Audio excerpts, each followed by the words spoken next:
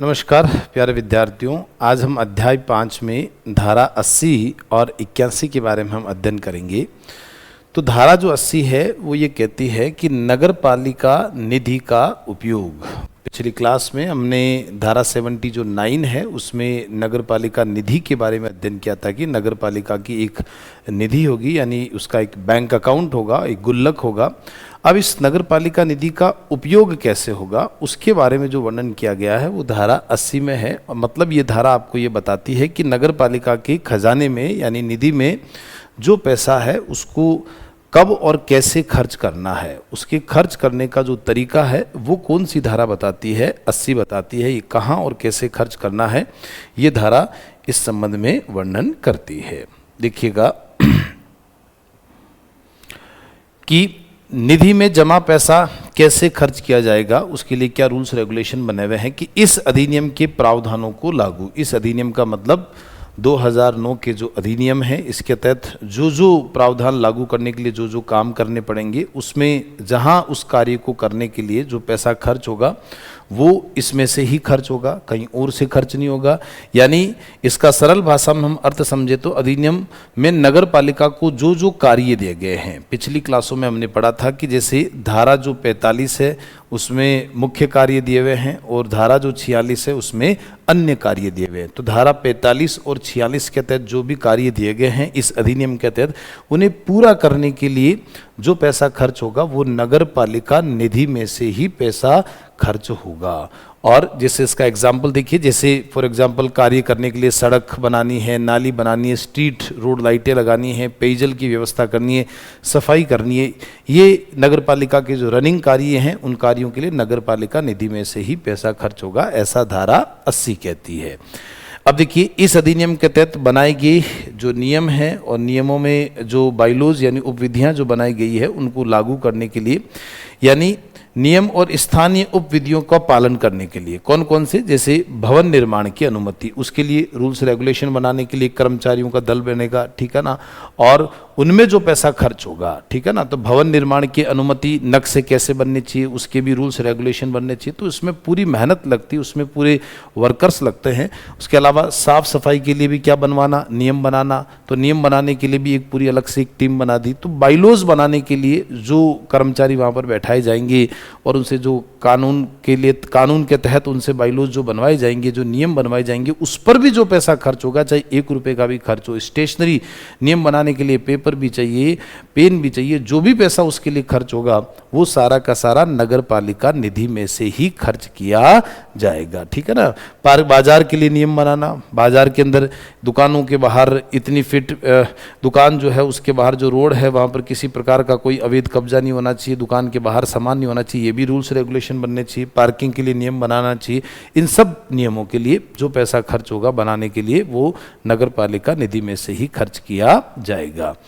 आगे देखिएगा, आवश्यक सभी राशियों प्रभारों यानी जो शुल्क है, लागत, खर्चों, संदाय का मतलब है पेमेंट यानी भुगतान के लिए।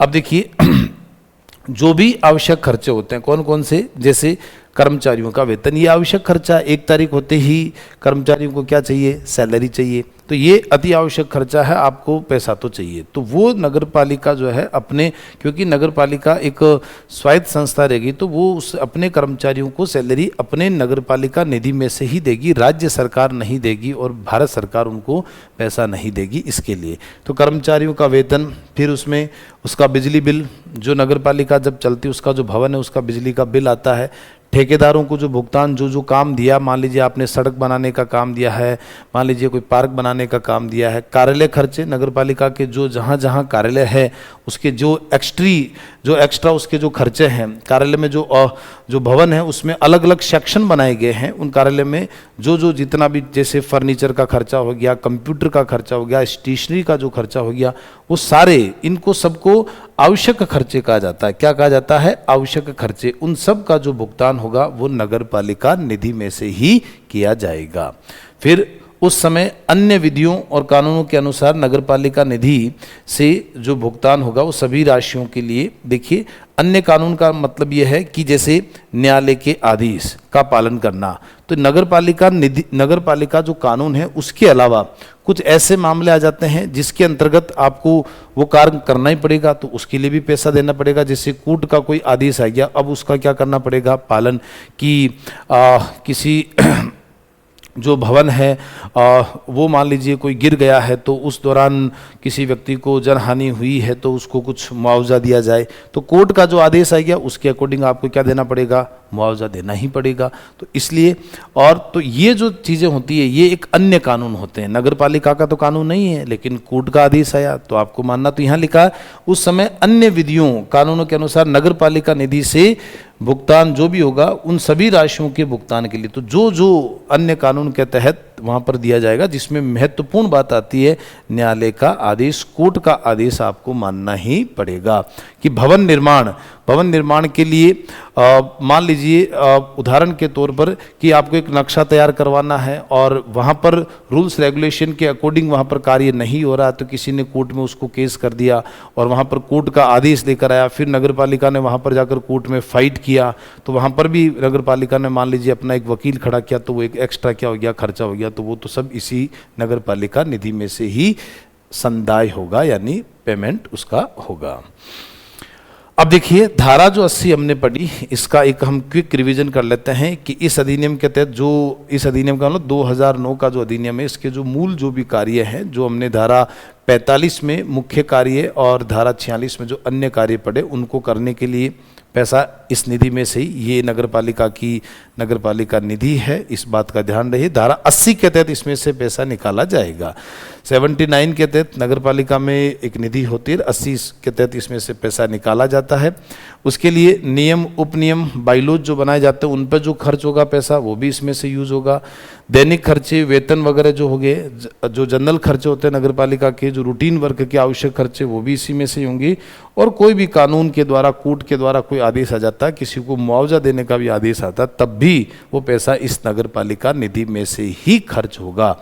तो प्यारे विद्यार्थियों, धारा 80 साफ अक्षरों में कहती है कि नगरपालिका निधि में जो भी धन जमा है, उस धन को कहाँ और कैसे खर्च किया जाना चाहिए, ये धारा 80 में उल्लेखित किया गया है।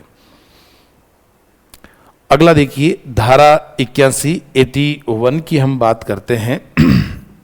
देखिए धारा जो 81 है वो मूल क्या बात कहती है कि नगरपालिका जो निधि है, नगरपालिका का जो बैंक अकाउंट है, यानी जो निधि है, उसमें से किसी भी राशि का भुगतान तभी किया जाएगा जब वह बजट अनुदान में समाविष्ट यानी शामिल हो। यानी बजट में अनुमति है तो ही नगरपालिका निधि में से पैसा खर्च होगा। अगर बजट में एस्टिमेट नहीं आया है तो पैसा खर्च नहीं होगा। तो 81 का मूल सारांश यही है कि 81 ये कहती है कि नगरपालिका जो है अपनी निधि में से पैसा तभी खर्च करेगी जब उस पैसे के लिए प्रावधान बजट में दिया गया है। अगर बजट में नहीं है तो पैसा खर्च नहीं होगा। लेकिन फिर भी इस धारा 81 के हम कुछ अपवाद भी पढ़ेंगे कि अगर 81 के तहत बजट में किसी चीज़ के लिए पैसा नहीं दिया गया, फिर भी नगरपालिका निधि में से पैसा निकाला जा सकता। जैसे मान लीजिए अचानक महामारी आ गई, अब उसमें बजट का इंतज़ार नहीं किया जा सकता, तो वो उसके कुछ अपवाद है।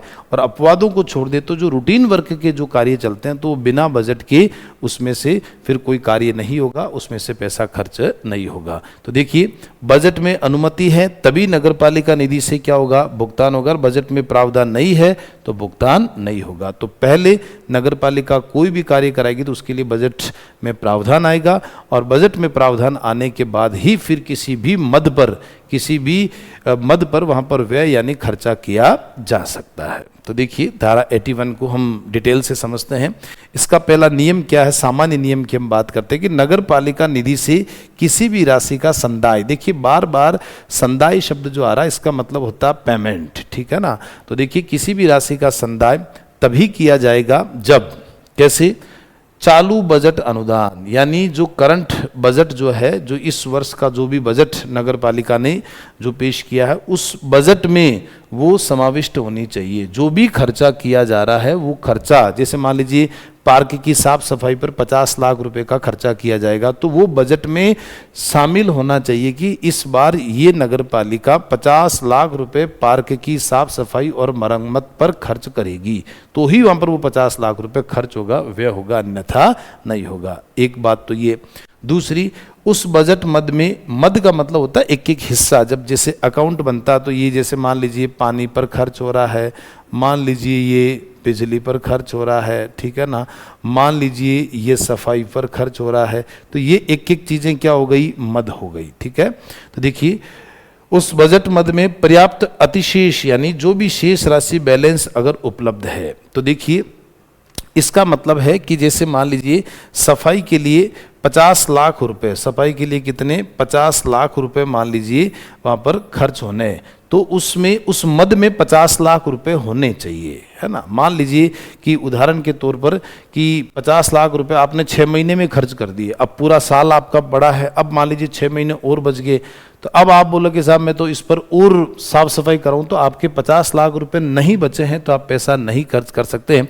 50 लाख रुपए कंप्लीट कर दिया आपने 6 महीने में, तो बस अब आगे पैसा खर्च नहीं कर सकते। तो उसमें अतिशेष अगर पैसा है उसमें, तो ही पूरे साल आप पैसा खर्च कर सकते हैं, या तो उस पैसे को पूरे साल आप उपयोग इस प्रकार से व्यवस्था बनाओ कि पूरे साल उसकी व्यवस्था चल सके। आपने पहले महीने के अंदर ही खर्च कर दिया, अब 11 महीने क्या करोगे। तो इसमें यही है कि जब तक उसमें शेष बचा हुआ, उस इस मद में सफाई के लिए 50 लाख रुपए जब तक इसमें बचा हुआ है, तब तक ही आप उसका क्या करेंगे, पैसा खर्च करेंगे। तीसरा, यदि किसी बजट मद की राशि कम हो जाए और उसका कुछ भाग दूसरी मद में स्थानांतरित यानी अंतरण कर दिया जाए, तब भी भुगतान तभी होगा जब उस मद में पर्याप्त शेष राशि क्या हो, उपलब्ध हो। बहुत ही प्यारी बात है, इसको ध्यान से सुनिएगा कि मान लीजिए कि नगर पालिका की जो आय हो रही है, मान लीजिए होर्डिंग के माध्यम से हो रही है, जगह जगह होर्डिंग लगते हैं, उनसे नगर पालिका किराए लेती है, तो उसमें से मान लीजिए साल के मान लीजिए 20 लाख रुपए आए, ठीक है ना। अब वो 20 लाख रुपए पूरे बजट की बात नहीं है, उस विशेष देखिए कि यदि किसी बजट मद की राशि या उसका कुछ भाग, अब देखिए उसका मतलब क्या है कि एक होर्डिंग के माध्यम से 20 लाख रुपए का किराया आया, अब उस 20 लाख रुपए के किराए को, यानी ये जो 20 लाख रुपए का किराया है, अब यहाँ पर बोल दिया गया कि अब आप इसको किस पर खर्च करेंगे, स्ट्रीट लाइट पर खर्च करेंगे, यानी आप लाइट लगाएंगे, ठीक है ना। यानी पार्किंग से आप होर्डिंग के माध्यम से आपके पास क्या आया, पैसा आया, इस पैसे को आप खर्च किस पर करेंगे, स्ट्रीट लाइट पर, यानी एक मद क्या कर दिया आपने, तैयार कर दी, ठीक है। अब क्या होगा कि बाय द वे इसमें से 20 लाख में से मान लीजिए उदाहरण के तौर पर कि 10 लाख रुपया जो है वो आपने सफाई वाले को दे दिए, आपके कम पड़ गए तो आपने अंतरण कर दिया, यानी उधर ट्रांसफर कर दिया। मैंने कहा ना कि 50 लाख रुपए सफाई के लिए खर्च करने, अब मान लीजिए 6 महीने में खर्च कर दिया, अब पैसा है ही नहीं, तो आपने क्या करा कि उधर ट्रांसफर कर दिए, यानी नगर पालिका ने उस मद में ट्रांसफर कर दिए सफाई वाले के अंदर। अब सवाल ये उत्पन्न हो गया कि स्ट्रीट लाइट का खर्चा जो है उसके लिए 20 लाख रुपए आपने तय करे, अब आपके खाते में स्ट्रीट लाइट के पास रुपए कितने बच गए, अब 10 लाख ही बचे, ठीक है। अब 10 लाख बचे और मान लीजिए लाइट का जो बिल है वो कितना बन गया, 12 लाख रुपए का। आपने 20 लाख रुपए सेव रख रखे थे कि जो होर्डिंग का जो किराया आ रहा हम स्ट्रीट लाइट पर, तो अब होर्डिंग का किराया 20 लाख का आ गया, आपने लाइटें जो तय करी, जो भी ठेकेदार को ठेका दिया वो पूरी लाइटें लगाने का, वो मान लीजिए 12 लाख का आया। अब आपके खाते में बचे हुए कितने हैं, 10 लाख। तो जब तक पूरे 12 लाख नहीं होंगे तब तक उस ठेकेदार को पैसा नहीं दिया जाएगा, पहले यहाँ पर 12 लाख की व्यवस्था करे, उसके बाद ही उसको क्या होगा, भुगतान होगा। मैं फिर से इसको पढ़ता हूँ, यदि किसी बजट मद की राशि कम हो जाए, यानी यहाँ पर मद की राशि कम हो जाए, यानी मद यहाँ पर 12 लाख रुपए खर्च होने चाहिए, लेकिन यहाँ राशि क्या हो गई, कम हो गई, कितनी, 10 लाख हो गई, ठीक है ना। या उसका कुछ भाग दूसरी मद में स्थानांतरित कर दिया गया, यानी 20 लाख रुपए पड़े थे, उसका कुछ भाग दूसरी में स्थानांतरित कर दिया, तो यहाँ पैसे क्या पड़ गए, कम पड़ गए, तब कर दिया, तब भी भुगतान तभी होगा जब उस मद में पर्याप्त शेष राशि उपलब्ध हो, यानी पर्याप्त कितने, 12 लाख जब तक उपलब्ध नहीं होंगे तब तक उसको पेमेंट नहीं किया जाएगा। तो ये इसके अंतर्गत सामान्य एक नियम दिया गया है कि जो हम पढ़ रहे हैं कि बजट में अनुमति है तभी भुगतान होगा, लेकिन उसमें प्रावधान नहीं है तो भुगतान नहीं होगा। अब उसके कुछ नियम दिए गए हैं, तो चालू बजट का हो गया, अतिशेष हो गया, और जिस मद में अगर पैसा पड़ा है उसका खर्चा जिस पर है उतना पैसा बैलेंस उसमें होना चाहिए, तो ही उस खर्चे के लिए पैसा होगा, अन्यथा नहीं होगा। अब देखिए, ये तो हमने पढ़ ही लिया, जैसे चालू बजट अनुदान हो गया और अतिशेष हो गया बैलेंस, और भुगतान तभी होगा जब उसमें पर्याप्त शेष राशि उपलब्ध हो। तो बजट में भुगतान तभी होगा जब प्रावधान, बजट में अनुमति है तभी भुगतान होगा, बजट में प्रावधान नहीं है तो कोई भुगतान नहीं होगा। इसका एक हमने सूत्र तैयार किया है, बजट प्लस बैलेंस बराबर भुगतान। पहली बात तो आपके पास बजट होना चाहिए। मान लीजिए 20 लाख रुपए का आपके पास क्या है, बजट। अब 20 लाख का आप अन्य अन्य जगह क्या कर रहे हैं, पैसा खर्च कर रहे हैं। अब मान लीजिए जो लाइट है, स्ट्रीट लाइट, उस पर बिल कितने का आ गया, 12 लाख रुपए का आ गया। तो उस स्ट्रीट लाइट की मद में 12 लाख रुपए का बैलेंस होना चाहिए, उस मद में 12 लाख रुपए का बैलेंस होगा तो ही आगे भुगतान होगा, अन्यथा नहीं होगा। मतलब उसको ये नहीं कह सकते ठेकेदार को अभी 10 लाख ले लो फिर आगे देख लेंगे, ऐसा नहीं हो सकता। अर्थात सामान्य स्थिति में, सामान्य, अब देखिए आगे हम इसका अपवाद पढ़ेंगे, विकट परिस्थिति में ये बात चल रही है, सामान्य स्थिति में बिना बजट स्वीकृति और पर्याप्त राशि के नगर पालिका कोई भी भुगतान नहीं करेगी। ठीक है, चलिए, तो पर्याप्त राशि के बिना नगर पालिका कोई भुगतान कर ही नहीं सकती। अब देखिए इसके कुछ अपवाद हम पढ़ते हैं। अभी हमने धारा 81 ये पढ़ा कि बजट में प्रावधान है तो ही हर मद पर पैसा खर्च होगा, नहीं है तो नहीं होगा। अब इसके अपवाद क्या क्या है। जब बिना बजट के भी भुगतान किया जा सकता, अपवाद में ये है कि बजट में प्रावधान ही नहीं है फिर भी वहां पर भुगतान हो रहा है, तो वो कैसे होगा कि इस धारा में कुछ ऐसी आपातकालीन या विशेष परिस्थितियां परंतु में बताई गई है। इस धारा में एक परंतु लगकर और कुछ विशेष परिस्थितियां बता दी गई है, और जहां बजट में प्रावधान न होने पर भी भुगतान किया जा सकता है। तो देखिए कैसे, इसको कखे गड़े करके हम पढ़ेंगे कि करों और अन्य धन का प्रतिदाय, प्रतिदाय का मतलब हो गया रिफंड, कि यदि अधिनियम द्वारा प्राधिकृत कोई टैक्स या पैसा गलती से लिया गया, ध्यान से सुनना, गलती से लिया गया हो तो उसे वापस करने के लिए बजट की आवश्यकता नहीं है। आप यूं समझिए कि जैसे रमेश नाम का कोई एक व्यक्ति है और वो प्रॉपर्टी टैक्स देने के लिए ऑनलाइन भुगतान कर रहा है, और 5,000 रुपये मान लीजिए उसका प्रॉपर्टी टैक्स बन रहा है और वो नगर पालिका को पे कर रहा है, ऑनलाइन कर रहा है। अब उस दौरान जब वो ऑनलाइन पेमेंट कर रहा था तब कोई ना कोई कंप्यूटर में एक ऐसा एरर आ गया जिसके कारण पहले उसने क्लिक किया तो उसको शो नहीं हुआ पेमेंट, तो उसने दूसरी बार कर दिया, यानी पहली बार हुआ उसको शो नहीं हुआ तो रमेश को क्या लगा कि अच्छा मेरा पेमेंट नहीं हुआ, कहीं वो पैसा अटक गया, तो उसने दूसरी बार क्लिक कर दिया तो वो दूसरी बार के अंदर पेमेंट हो गया। बाद में कुछ देर बाद पता चलता है कि जो पहली बार पेमेंट किया था वो भी नगर पालिका के खाते में चला गया। एरर के कारण कई बार डबल पेमेंट हो जाता है, हमें लगता है कि पेमेंट गया नहीं है तो इंसान दोबारा ट्राई करता है, तो पता चलता है कि दोबारा वाला हो गया, लेकिन पहले वाले का बाद कुछ देर बाद मैसेज आता कि वो भी पेमेंट हो गया। अब पेमेंट करना था 5,000, हो गया कितना, 10,000। तो कोई न गलती से लिया गया है, यानी एरर के कारण हुआ है, तो वो 5,000 तो उसको वापस मिलना चाहिए ना। अब रमेश इंतजार थोड़ी करेगा कि आपके बजट में प्रावधान आएगा तब मुझे पैसा वापस दिया जाएगा, नो। तो इसमें बजट की कोई आवश्यकता नहीं है। अगर गलती से किसी से पैसा ले लिया गया है, एरर से आ गया है, तो उसका पैसा वापस उसको प्रतिदाय यानी रिफंड कर दिया जाएगा, उसमें बजट में प्रावधान की आवश्यकता नहीं है। एक बात तो ये। दूसरा, जैसे कुछ पैसा इनकम टैक्स के माध्यम से कटता है ना, तो उस दौरान कई बार हम टीडीएस का पैसा कट जाता है। तो टीडीएस का पैसा जब कटता है तो उस टीडीएस को पैसे को जब हम रिटर्न भरते हैं तो वो उसमें चेक बन के वापस आ जाता है, या वो पैसा ऑनलाइन ही हमारे खाते में आ जाता है।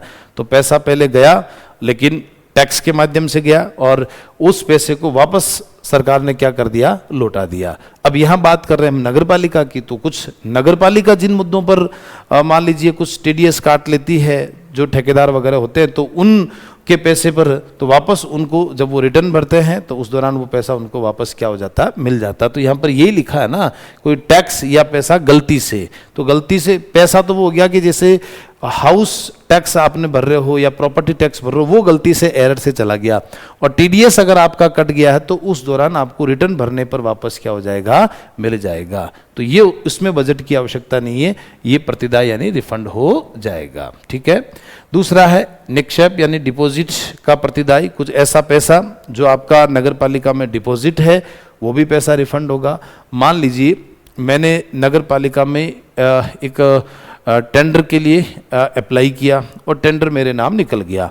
अब नगर पालिका ने क्या कहा कि आप पहले यहाँ पर 50,000 रुपये का पैसा डिपॉजिट करवा दीजिए। क्यों? क्योंकि आप जो सड़कों की मरम्मत के लिए जो आपको टेंडर मिला है, अगर हमें लगेगा कि आपने ठीक से काम नहीं किया तो ये डिपॉजिट पैसा आपको वापस नहीं मिलेगा, यानी सिक्योरिटी के तौर पर मैंने पैसा वहाँ जमा करा दिया। अब मेरा काम मान लीजिए बारिश के मौसम के तुरंत बाद 2 महीने में सड़कें ठीक करने का था, मैंने बराबर सड़कें वहाँ पर वापस मेंटेनेंस कर दिया, उनका ठीक से कर दिया, रख रखाव ठीक हो गया। अब जब मैं वापस एप्लीकेशन लगाऊंगा, उस दौरान अपना फॉर्म लगाऊंगा कि अप्लाई करूंगा कि मेरा डिपॉजिट पैसा वापस दो, तो मैंने काम अगर प्रॉपर नियम से किया तो वो 50,000 रुपये मुझे वापस मिलेगा, क्योंकि मेरा पैसा वहाँ पर डिपॉजिट था तो मुझे रिफंड मिलेगा। उसमें बजट के प्रावधान आने का इंतजार नहीं किया जाएगा। तो देखिए, ठेकेदारों जो होते हैं, सटीदाकारों भी कहते हैं इसको, अन्य व्यक्तियों का जमा पैसा जो सिक्योरिटी के माध्यम से जो डिपॉजिट होता है, भूलवश नगर पालिका निधि में जमा हुआ धन वापस लौटाने की। एक तो ये हो गया ठेकेदार वाला। एक कुछ होता भूलवश पैसा। भाई मान लीजिए कई बार जो नगर पालिका पेमेंट करती है ठेकेदार को और उस दौरान भूलवश उसको कम पैसा कर दिया, तो इसके लिए अब मान लीजिए उसको पेमेंट करना था 10 लाख का और बाई द वे वहाँ पर मान लीजिए 9 लाख का ही पेमेंट हुआ, कोई मद उसकी खर्चे में नहीं जोड़ी गई, तो उस दौरान अब ये थोड़ी होगा साहब उसको पैसा नहीं मिलेगा, तो वो तो सारा रीजन बता देगा रूल्स रेगुलेशन के साथ, मैंने ये काम किया, इसकी कोटेशन 10 लाख की, आप कहते हैं 9 लाख की, आपने ये जो खर्चा था ये ऐड ही नहीं किया, तो उस दौरान वहाँ पर उसका जो भूलवश पैसा बकाया रह गया उस पैसे को भी वापस उसी समय लौटा दिया जाएगा, उसमें बजट का इंतजार नहीं किया जाएगा। ठीक है। नेक्स्ट देखिएगा, लोकहित में तत्काल अपेक्षित कोई कार्य। लोकहित में ये क्या है कि जब ये कार्य कौन देती है? राज्य सरकार। कि राज्य सरकार द्वारा लोकहित में तुरंत जरूरी प्रमाणित किए गए कार्यों के लिए किया जाने वाला अस्थायी संदाय। संदाय का मतलब आप जानते ही हैं, पेमेंट होता है। ठीक है ना। अब देखिए इसका मतलब क्या है कि राज्य सरकार जो है वो लोकहित में कोई भी ऐसा कार्य नगर पालिका को दे सकती है। जैसे मैं आपको उदाहरण दूं कि शहर के मुख्य मार्ग पर, वहाँ पर एक शहर के मुख्य मार्ग पर मान लीजिए वहाँ पर एक कोई पुलिया है, पुराना पुलिया है, और वो पुलिया मान लीजिए अचानक क्षतिग्रस्त हो गया। ठीक है ना, जिससे अब थोड़ा बहुत क्षतिग्रस्त हुआ, पूरा होने की क्या है? संभावना है। तो राज्य सरकार तुरंत नगर पालिका को कहेगी इस पुलिया की आप मरम्मत करवाइए तुरंत तत्काल प्रभाव से, इससे जनहानि होने की क्या है? संभावना है। तो अब वहां पर राज्य सरकार ने लोकहित में वो तुरंत जरूरी काम उनको प्रदान कर दिया। अब नगर पालिका बजट का इंतजार थोड़ी करेगी कि साहब हमारे बजट में तो लिखा हुआ ही नहीं है, अब हम पैसा कहाँ कर, अगले साल जब बजट में हम डालेंगे, ऐसा नहीं हो सकता। तो वहां पर जो पैसा खर्च हुआ, अब राज्य सरकार को यह भी तो सोचना पड़ेगा कि नगर पालिका पैसे कहां से लाएगी। मान लीजिए वहां पर 10 करोड़ रुपया खर्च हो गया तो उसका बैलेंस बिगड़ जाएगा।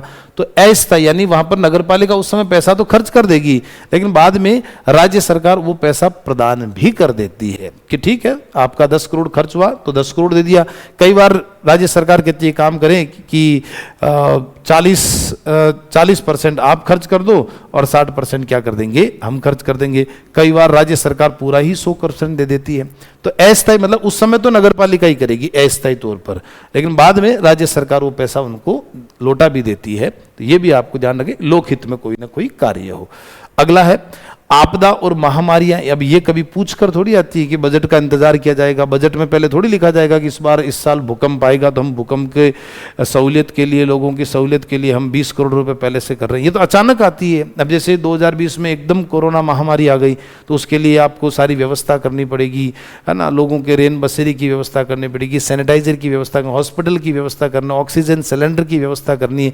तो कितनी सारी चीजें होती है। जैसे दूषित पानी पीने से मान लीजिए किसी बस्ती के अंदर हैजा हैजा फैल गया तो वहाँ पर मेडिकल जो कैंप वहाँ पर लगाए जाएंगे, दवाइयों का किट वितरण वहाँ पर किया जाएगा, तो वो पैसा तो आपको अचानक चाहिए। उसमें बजट की आवश्यकता नहीं है कि बजट में वो लिखावा तो ही होगा, वहाँ पर अति आवश्यक मुद्दा है तो पैसा आपातकाल में खर्च किया जाएगा। तो देखिए खतरनाक रोगों के फैलने पर जैसे हैजा हो गया, कोरोना हो गया, प्लेग हो गया, प्राकृतिक यानी कोई भूकंप आ गया, औद्योगिक खतरों का मतलब है कोई जहरीली गैस, किसी फैक्ट्री में से जहरीली गैस निकल गई, अचानक जनहानि हो गई। अब प्रत्येक व्यक्ति के मृतक जो परिवार है उनको 5-5 या 10-10 लाख रुपए मुआवजा दिया जाएगा, उनका जो कोई घायल है उनके इलाज करवाई जाएंगी, उसमें पैसा खर्च होगा। तो देखिए समय खतरनाक औद्योगिक खतरों के समय या किसी अन्य अत्यंत आवश्यक मामले में विशेष उपाय होने वाला खर्च, कोई भी ऐसा आपदा या महामारी आ गया तो उसमें बिना बजट के भी पैसा क्या होगा, खर्च होगा। इस प्रकार से वहां नगर पालिका व्यवस्था कर सकती है। ठीक है, चलिए देखिए प्रतिकर, इसका मतलब क्या है। देखिए प्रतिदाय एक अलग चीज होती है, रिफंड, ये इसमें कंपनसेशन होता है। इसका मतलब ये होता है कि जैसे कोई नगर पालिका का कोई कर्मचारी है और कर्मचारी मान लीजिए वो नाले की सफाई के लिए नीचे उतर गया नाले में, जैसे वहाँ मशीन लगनी चाहिए लेकिन वहाँ नगर पालिका ने अपने कर्मचारी उतार दिए और वहाँ पर मान लीजिए उसकी दोनों टांगे वहाँ पर कट गई, उदाहरण के तौर पर कि मान लीजिए कुछ पत्थर वत्थर गिर गए और उसके साथ कुछ ना कुछ शारीरिक रूप से वो अपंग हो गया, तो अब उसके परिवार कैसे चलेगा। अब उसके परिवार को मान लीजिए 5 करोड़ रुपया देना है, तो वो कौन देगी, प्रतिकर के रूप में नगर पालिका देगी। वो चीजें पूछ कर थोड़ी आती है ऐसी समस्याएं। इस अधिनियम या नियमों उपविधियों के तहत मुआवजे के रूप में, अब ऐसा व्यक्ति जिसके मान लीजिए दोनों टांगे चली गई उस घटना के अंदर, वो नाले के अंदर उतरा और मान लीजिए उतर रहा था, अचानक वो ऊपर से गिर गया नीचे और मान लीजिए उसके क्रैक हो गया, हड्डी टूट गई, कुछ भी हो गया, तो उस दौरान मुआवजे के रूप में उसको जो भी राशि प्रदान की जाएगी वो प्रतिकर के रूप में होगी, कंपनसेशन के रूप में होगी। तो वो भी कौन देगी, नगर पालिका देगी। और देखिए कुछ कानूनी और विधिक बाध्यताएं क्या आती है कि राज्य सरकार के आदेशानुसार किया गया खर्च यदि नगर पालिका द्वारा अपेक्षित कोई कार्रवाई करने में विफल रही है, यानी राज्य सरकार के आदेशानुसार कोई भी, राज्य सरकार ने कोई आदेश दिया कि आप ये कार्य करिए, लेकिन नगर पालिका उसमें क्या रही, विफल रही। जैसे मैं आपको उदाहरण के तौर पर दूं कि जैसे मान लीजिए ये कोई एक बोरवेल है, ठीक है ना, और यहाँ पर मान लीजिए कोई एक बच्चा गिर गया, ठीक है ना, एक कोई बच्चा गिर गया।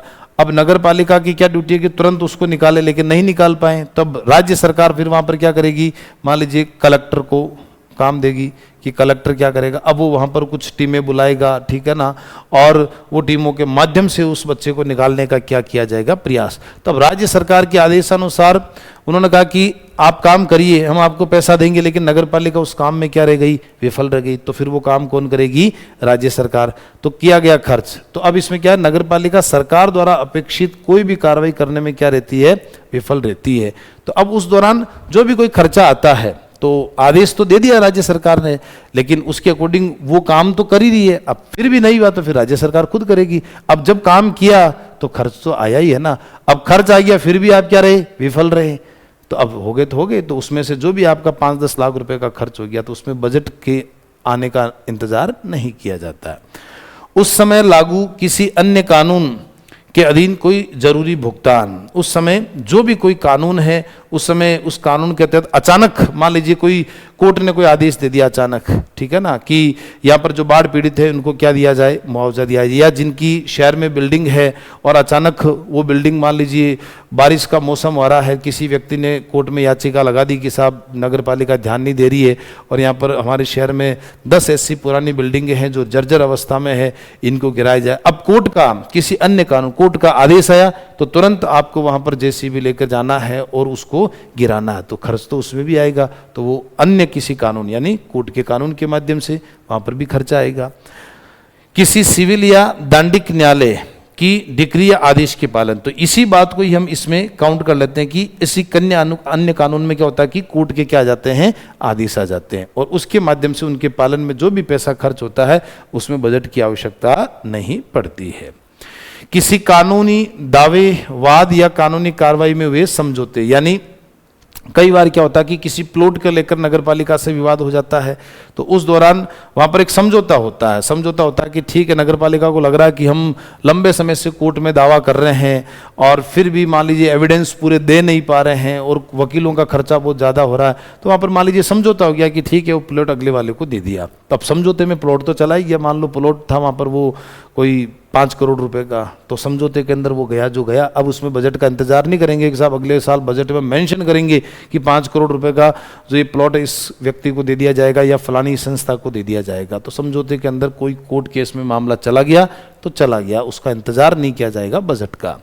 नगर पालिका की संपत्ति या मानव जीवन को अचानक आए खतरे से बचाने के लिए सक्षम अधिकारी द्वारा तुरंत की गई कार्रवाई का खर्च, यानी मानव नगर पालिका की संपत्ति या मानव जीवन को अचानक, मानव जीवन में क्या अचानक मान लीजिए बाढ़ आ गया, तूफान आ गया और बहुत ज़्यादा खतरा हो गया, संक्रामक रोग फैल गए, है ना, नगर पालिका की संपत्ति को बचाने के लिए, है ना, संपत्ति पर मान लीजिए अथाह संपत्ति पड़ी है, यूं प्लॉट पड़े, लोगों ने उस पर क्या कर लिए, कब्जे कर लिए, तो उस दौरान उसको बचाने के लिए जो भी कार्रवाई हो रही है, संपत्ति को बचाने के लिए आप कोर्ट का रास्ता ले रहे हैं, जीवन को लोगों को खतरों से बचाने के लिए वहाँ पर आप कुछ बाढ़ से बचने के लिए अचानक वहाँ पर एक टीम गठित कर रहे हैं, तो उस पर जो खर्चा आ रहा है तो उसके लिए भी जो भी खर्च आएगा वो भी नगर पालिका अपनी निधि में से करेगी। इसके लिए बजट में प्रावधान आना आवश्यक नहीं है। अब ये तो आप जानते हैं बहुत आसान है, कर्मचारियों के वेतन और मजदूरी के मद से होने वाला भुगतान। तो कर्मचारियों का जो वेतन है वो हर महीने सैलरी में से भारित व्यय होता है, तो उसको दिए जाने के लिए अलग से कोई बजट पास करने की जरूरी नहीं है। और जनरल कोई मजदूरी होती है जो कुछ ठेके पर एक्स्ट्रा जो काम करा दिया जाता है साफ सफाई वगैरह के लिए, उसके लिए अलग से भुगतान, अलग से बजट के लिए बजट में प्रावधान लाने की आवश्यकता नहीं है। उपविधियों द्वारा तय मामले, है ना, उपविधियों द्वारा तय मामले, कोई भी अन्य मामले जिन्हें नगर पालिका की उपविधियों बाइलॉज द्वारा इस काम के लिए निर्धारित किया जाए। अब जितने भी आपने ये नियम देखे, इन नियमों के अलावा और भी कोई ऐसी विधि बना दी जाए, उपविधि बना दी जाए और भी कोई खर्चा ऐड कर दिया जाए, उसमें भी अचानक कोई ऐसी बात आ जाए तो उस पर भी बिना बजट के भी नगर पालिका पैसा नगर पालिका निधि में से खर्च कर सकती है। ठीक है, चलिए अब देखिए उपविधियों द्वारा तय मामले, कोई भी अन्य मामले, ये तो हमारा हो गया बाइलॉज निर्धारित करेगा। तो अब देखिए इस धारा का हम थोड़ा सा एक कंक्लूजन निकालते हैं कि जो पॉइंट है उसके आधार पर देखिए। पहला हमने पढ़ा टैक्स या धन वापसी, कि आपके पास आपने जो टीडीएस भरा उसका वापस रिटर्न आ गया, एरर के माध्यम से आपका प्रॉपर्टी टैक्स है वो डबल चला गया तो वापस धन वापसी हो जाएगी। कोई डिपॉजिट है, ठेकेदार है, उसके 50,000 रुपये राशि जमा है तो उसको काम सफलतापूर्वक कर दिया, वापस मिल जाएगा। ठीक है ना। लोकहित में कोई भी कार्य है राज्य सरकार ने दिया है, जैसे पुलिया ठीक करानी है तो उसके लिए नगर पालिका निधि में से पैसा क्या होगा, खर्च होगा। आपदा, महामारी, भूकंप आ गया, कोरोना आ गया, उस दौरान पैसा खर्च होगा। किसी को मुआवजा, किसी कर्मचारी के साथ दुर्घटना हो गई तो मुआवजा दिया जाएगा। कोर्ट आदेश, कोर्ट के कोई भी आदेश आ गए, किसी भवन को गिराना जर्जर, तो उनके पालन करने के लिए खर्च आएगा। ठीक है ना। कर्मचारियों का वेतन वगैरह, उपविधि और भी कोई ऐसे बाइलॉज मामले अगर बना दिए हैं, कुछ कानून बन गए कि साहब इसके माध्यम से आप पैसा खर्च कर सकते हैं, तो नगर पालिका निधि में से पैसा खर्च किया जा सकता है। तो आज की कक्षा में हम धारा 80 और 81 के बारे में ही हमने डिटेल से पूरे मुद्दों पर अध्ययन किया है। चलिए, बहुत बहुत धन्यवाद, नमस्कार, थैंक यू।